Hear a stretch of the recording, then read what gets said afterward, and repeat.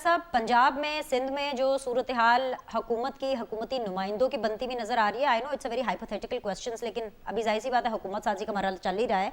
हतमी तो कुछ भी नहीं है सिवाय इस चीज़ के कि मरियम नवाज साहिबा जो है वो चीफ मिनिस्टर पंजाब की होंगी। क्या देख रहे हैं, क्या सूरत हाल होगी? और आप ऐड कर लीजिए, मैंने फारूक साहब से नहीं पूछा लेकिन मैं आपसे मजीद ऐड करके आपसे पूछवा लेती हूँ कि इंटरनेशनली पाकिस्तान का क्या इमेज है, क्या जा रहा है, क्या बाकी ममालिक पाकिस्तान के बारे में सोचते हैं, ख़ास तौर पर जब नून लीग की हुकूमत आती है और उसमें हम इंडिया के हवाले से बहुत ज़्यादा इंटरेस्ट रखते हैं। और सर, इंडिया का पॉइंट इसलिए मैं उठा रही हूँ कि आपको मेरे से बेहतर पता है कि इस साल के एंड में, अराउंड नवंबर में, भारत में भी इलेक्शंस हैं और ये एक्सपेक्ट किया जा रहा है भारतीय सर्विस के मुताबिक कि नरेंद्र मोदी मजीद ताकत के साथ जो है वो वापस आ रहे हैं। सो अब ऐसे में आपको क्या लगता है वजीर खारजा कौन होना चाहिए? और जो भी वजीर खारजा होगा, क्या वो वजारत खारजा की पॉलिसी के ऊपर असरअंदाज होंगे, keeping the things in mind कि पंजाब और सिंध के अंदर जो सेटअप बन रहा है उसके ऊपर ज़रा कमेंट कर दीजिए सर। अच्छा, मैं बारी बारी बात करूंगा। देखें, इस नए सेटअप में मेरे लिए उम्मीद की वाहिद किरण जो है वो सिर्फ वो SIFC है कि वो एक इदारा मौजूद है। अगर वो परफॉर्म करता है और उसको करने दिया जाता है, क्योंकि अगर नवाज शरीफ साहब वज़ीर आज़म के उम्मीदवार होते तो मुझे पूरा यकीन था कि वो इसको बरकरार नहीं रहने देंगे, लेकिन शहबाज शरीफ साहब क्योंकि खुद बना के गए हैं तो मेरा ख्याल है वो बरकरार रहेगा और उसकी वजह से कुछ बेहतर फैसले हो पाएंगे। ये तो ठीक है। एक उम्मीद की किरण है, एक रोशन पहलू है। बाकी मरियम साहिबा यहाँ पंजाब में बने या कोई और बने, हम माजी में मुस्लिम लीग का तर्ज हुकूमत देख चुके हैं, एक दफ़ा नहीं कई दफ़ा देख चुके हैं। उसमें बेतहाशा अखराजात होते हैं, फजूल खर्चियाँ होती हैं, लोगों को नवाजने के लिए पुल और सड़कें और ऐसे ऐसी।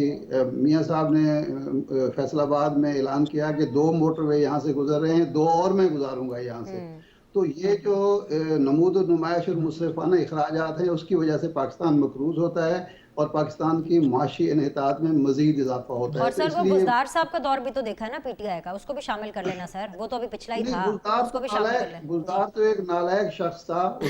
उसमें तो मेरी तो बुजदार जैसे नामजद हुआ उसी दिन मैंने ट्वीट किया था कि ठीक है। इंतहाई नालायक, नाकाम और करप्ट आदमी है। तो उसमें मरियम मेरी के कोई राय हवाले से क्या लगता है इसलिए सर, नया फेस है मरियम के बारे में बता दें, नया फेस है सर जी। नहीं, देखिए, मरियम साहिबा जो हैं उससे अच्छी उम्मीदें वाबस्ता करनी चाहिए, लेकिन ठीक है। पार्टी के अंदर भी उनके हवाले से जो गुफ्तगू होती है कि जिस तरह से वो ब्यूरोक्रेसी के साथ चल पाएंगी और पाकिस्तान के सबसे बड़े सूबे को चला पाएंगी, ये जब वो आ जाएंगी तो उस वक्त ही हम कोई राय दे सकेंगे। ठीक है। लेकिन एक चीज़ मैं और कहना चाहता हूँ, वो ये है कि आलमी सतह पर देखें, हमारे इलेक्शन को अभी तक सिर्फ चीन ने ये कहा है कि उनका अंदरूनी मामला है, बाकी हर तरफ से एतराज़ात ही सामने हैं। इसको हमेशा मद्देनजर रखें। और दूसरा, इंडिया का जो आपने पूछा है, इंडिया में एक तो इलेक्शन का साल है, दूसरा ये है कि जिस तरह की खिचड़ी यहाँ पक रही है और जिस तरह के इल्ज़ामात दर इल्ज़ामात हो रहे हैं, आपका ख्याल है कि इंडियन जो है वो कुछ नहीं कर रहे होंगे, कुछ नहीं सोच रहे होंगे।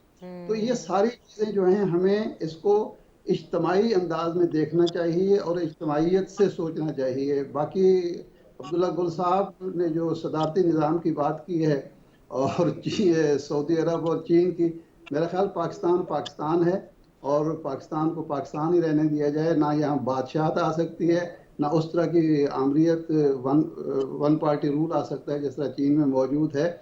वो बहुत कामयाब मॉडल हैं, लेकिन उन ममालिक के लिए, हमारे लिए बहरहाल नहीं है।